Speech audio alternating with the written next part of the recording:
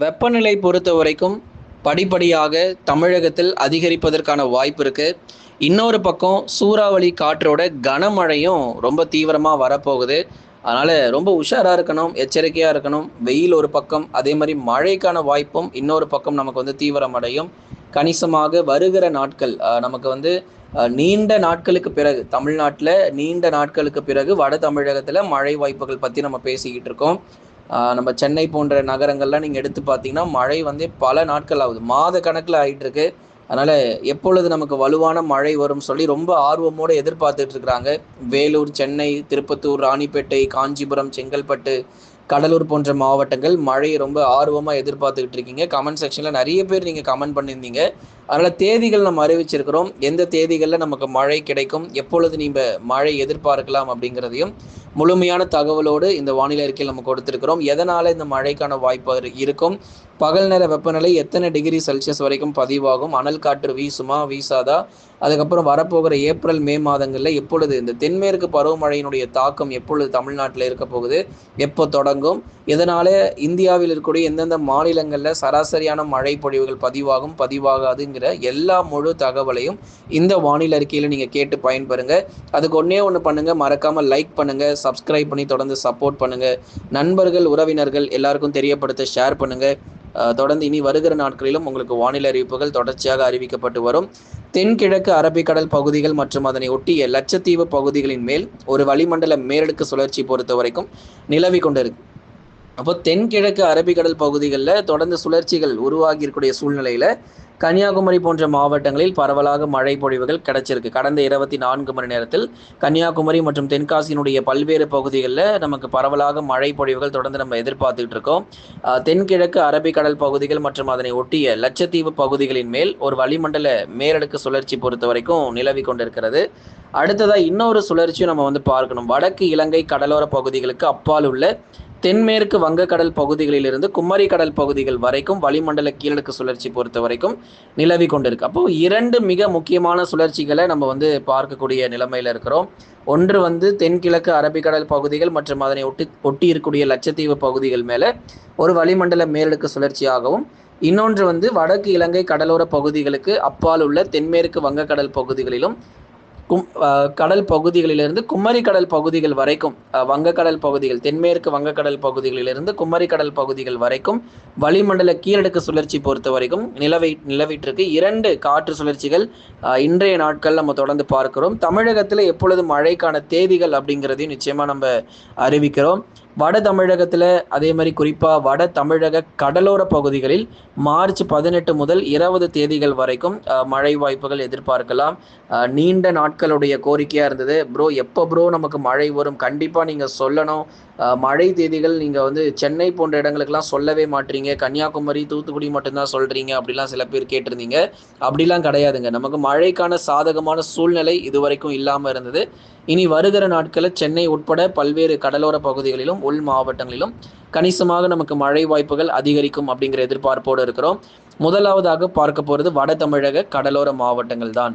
சென்னை, திருவள்ளூர், காஞ்சிபுரம், செங்கல்பட்டுல 19, 20, 21 இந்த 3 நாளில் நமக்கு மழை வாய்ப்புகள் கண்டிப்பாக காத்திருக்கு. ஒன்று காலை நேரங்கள் அதிகாலையில் மழை வரலாம், அப்படி இல்லைன்னா மாலை அல்லது இரவு நேரங்களில் இடி மின்னலுடன் கனமழை தீவிரமாகலாம். கடலூர், விழுப்புரம், புதுச்சேரி மற்றும் காரைக்கால், கள்ளக்குறிச்சியிலும் இதே தேதிகளில் லேசானது முதல் மிதமான மழை பொழிவாக தொடர்ந்து நம்ம எதிர்பார்க்க முடியும். அப்போ வட தமிழக கடலோர மாவட்டங்களில் எந்தெந்த நாட்களில் நமக்கு மழை வரும் அப்படிங்கிறதையும் உங்களுக்கு நம்ம தெளிவுபடுத்தி சொல்லியிருக்கிறோம். டெல்டா மற்றும் தென் மாவட்டங்கள், குறிப்பாக டெல்டா மற்றும் தென் மாவட்டங்களில் பகுதியாக சில இடங்களில் மிதமான மழை பொறுத்த வரைக்கும் எதிர்பார்க்கலாம். டெல்டா மாவட்டங்கள், தென் மாவட்டங்கள் இங்கெல்லாம் பகுதியான ஒரு மழை பொழிவு, எல்லா இடங்களிலும் நமக்கு மழை கிடைச்சிடாது. சில இடங்களில் மட்டும்தான் நமக்கு மழை பெய்யும். தஞ்சை, நாகை, திருவாரூர், அரியலூர், பெரம்பலூர், திருச்சி மற்றும் புதுக்கோட்டையில் 19, 20 மற்றும் 21 தேதிகளில் ஏதேனும் ஒரு சில இடங்களில் மட்டும் சாரல் மழை அல்லது மிதமான மழை மட்டும் பதிவாகிட்டு ஓய்வு கொடுத்துரும். பெரிதளவு கனமழை எதிர்பார்க்க முடியாது. வட தமிழக கடலோரத்திலையும் அதே மாதிரி உள் மாவட்டத்தில் சில பகுதிகளிலும் தான் 19, 20 மற்றும் 21 தேதிகளில் நமக்கு மழை பொழிவுகள் தொடர்ந்து அதிகரிக்க போது. 18 தேதி சில இடத்துல இருந்தாலும் 19, 20 வலுவான கனமழையாக கண்டிப்பாக பதிவாகிறோம். அடுத்ததாக நம்ம வட தமிழக உள் மற்றும் மேற்கு தொடர்ச்சி மலையொட்டிய மாவட்டங்கள் வேலூர், திருப்பத்தூர், ராணிப்பேட்டை, திருவண்ணாமலை, கிருஷ்ணகிரி, தருமபுரி, சேலம், நாமக்கல், கரூர், திருப்பூர், ஈரோடு மாவட்டத்தில் வானம் ஓரளவு மேகமூட்டமாக காணப்படும். அதிக அளவு மழையெல்லாம் கிடையாது. ஆனால் 19, 20 மட்டும் சில இடங்களில் மிதமானதிலிருந்து கனமழை பதிவாகும். இன்றைய நிலவரப்படி வானம் ஓரளவு மேகமூட்டமும் கண்டிப்பாக நமக்கு பகல் நேர வெப்பநிலை பொறுத்தவரை ரொம்பவே தீவிரமாக தான் இருக்கும். நாமக்கல், வேலூர் மட்டும் கிடையாது, நாமக்கல், கரூர், சேலம், திருப்பூர், ஈரோடு, கோயம்புத்தூர் நகர பகுதிகள் கூட நமக்கு வெப்பநிலை அதிகமாக தான் இருக்கும். மதுரை, திண்டுக்கல்லிலும் பகல் நேர வெப்பநிலை வந்து ரொம்ப தீவிரமடையும். அதனால் இப்போ சொன்ன மாவட்டங்கள் எல்லாமே 36 டிகிரி செல்சியஸ் முதல் 38 டிகிரி செல்சியஸ் வரைக்கும் பதிவாகக்கூடிய மாவட்டங்கள் தான். எப்போ உள் மாவட்டங்களில் வெப்பசலன இடிமழை வந்து ரொம்ப தீவிரமாக இருக்கும் அப்படின்னா தென்மேற்கு பருவமழை, குறிப்பாக வருகிற மே இறுதி மற்றும் ஜூன் முதல் வாரத்தில் தென்மேற்கு பருவமழை எப்போ நமக்கு வந்து ரொம்ப தீவிரமாக வலுவாகுதோ அப்போதான் நமக்கு உள் மாவட்டங்களில் மிக கனமழையெல்லாம் எதிர்பார்க்க முடியும். மேற்கு தொடர்ச்சியில் அதி கனமழை, ரெட் அலர்ட்லாம் நம்ம கொடுக்க முடியும். இந்த வருஷம் ஜூலை, ஆகஸ்ட் தான் நம்ம ரெட் அலர்ட்லாம் தர முடியும். ஏன்னா அது வரைக்கும் ஜூன் வரைக்குமே மழை கிடைக்கும். ஆனால் பெருசாக ரெட் அலர்ட் கொடுக்குற அளவுக்கு மழை பொழிவுகள் நீலகிரி, கோவையில் நம்ம எதிர்பார்க்க முடியாது இந்த ஆண்டு பொறுத்த வரைக்கும். ஜூலை, ஆகஸ்ட் மற்றும் செப்டம்பரில் தான் மிக மிக வலுவான மழை பொழிவுகள் மேற்கு தொடர்ச்சி மலையொட்டிய மாவட்டங்கள், இந்த 3 மாதங்கள் தான் ரொம்ப தீவிரமான மழை பொழிவாக இருக்கும். மற்ற தமிழகத்திலும் இயல்புக்கும் இயல்பை ஒட்டிய மழை பொழிவாக நம்ம எதிர்பார்க்கலாம். நிறைய பேர் வந்து எல்னினோ தொடங்குறதுனால ஏதேனும் பாதிப்புகள் தமிழ்நாட்டில் இருக்குமா அப்படின்னு கேட்டிருக்கீங்க.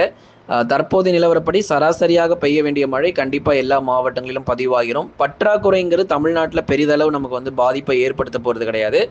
குறிப்பாக வடக்கு ஆந்திரா, மத்திய பிரதேஷ், பீகார் உள்ளிட்ட மாநிலங்கள், ஜார்க்கண்ட் இது போன்ற இடங்களில் தான் நமக்கு வந்து உத்தரகாண்ட் இது போன்ற சில இடங்களில் தான் நமக்கு வந்து ஆங்காங்கே அந்த மழை பற்றாக்குறையை கொஞ்சம் பார்க்க முடியுமே தவிர மற்றபடி பெரும்பாலும் தென்மேற்கு பருவமழை காலகட்டங்களில் கேரளா, கர்நாடகா, மகாராஷ்டிரா, தெற்கு ஆந்திரா, தமிழ்நாடு எல்லா இடத்துலையும் நமக்கு போதுமான அளவுக்கு மழை இருக்கும் என்ற எதிர்பார்ப்பு தான் அதிகமாக இருக்குது. அதனால நமக்கு மழையே வராது, எல்னினோவின் காரணமாக மழையே கிடைக்காது அப்படிலாம் நினச்சிடாதீங்க.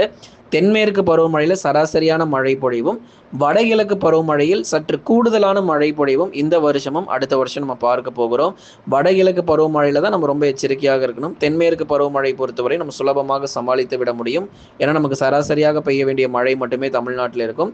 நீலகிரி மற்றும் கோயம்புத்தூரிலும் சராசரியாக பெய்ய வேண்டிய மழை மட்டுமே இந்த வருஷம் தென்மேற்கு பருவமழையில எதிர்பார்க்கப்படுது. மிக கூடுதலான மழை பொழிவு அப்படிங்கிறது கண்டிப்பாக கிடையாது. எல்னினோவின் தாக்கம் பொறுத்த வரைக்கும் இந்த ஏப்ரல், ஜூன் மற்றும் ஜூலைல நிச்சயமாக இருக்கும். எல்னினோனா என்ன அப்படிங்கிறது ஏற்கனவே நம்ம நிறைய வீடியோல சொல்லியிருக்கிறோம்.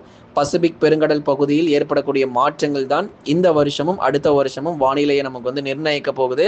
அப்படி பார்க்கும்போது நமக்கு கோடை வெயில் பொறுத்த வரைக்கும் இயல்புக்கும் அதிகமான வெப்பநிலை தான் பதிவாகும். ஆகவே அடுத்து வரப்போகிற ஏப்ரல், மே மாதங்களில் இயல்பிலிருந்து 3 டிகிரி செல்சியஸ் முதல் 4 டிகிரி செல்சியஸ் வரைக்கும் கண்டிப்பாக மே மாதங்களில் அக்னி நட்சத்திர காலகட்டங்களில் உறுதியாக நமக்கு இயல்பிலிருந்து 3 டிகிரி செல்சியஸ் வரைக்கும் வெப்பநிலை உயரதான் போகுது. அதனால் தொடர்ந்து அதற்கு இடைப்பட்ட காலங்களில் குறிப்பாக இந்த வெயிலுடைய தாக்கம் அதிகரிக்கிறதுக்கு முன்பதாக ஒரு மழை பொழிவு அதுதான் இந்த பார்க்க போகிறோம். 19, 20, 21 இந்த மழை முடிஞ்சதுக்கு அப்புறமா வெயிலுடைய தாக்கம் ரொம்ப தீவிரமாக மிக மோசமாக உருமாறும் அப்படிங்கிறதுல மாற்றம் இல்லை. கடந்த 24 மணி நேரத்தில் பதிவான வெப்பநிலை பொறுத்த வரைக்கும் வேலூர் மாவட்டத்தில் 38.1 டிகிரி செல்சியஸ் வரைக்கும் வேலூர் மாவட்டத்தில் பகல் நேர வெப்பநிலை பதிவாகி இருக்கிறது. லைக் பண்ணுங்க, மறக்காம சப்ஸ்கிரைப் பண்ணி தொடர்ந்து சப்போர்ட் பண்ணுங்க.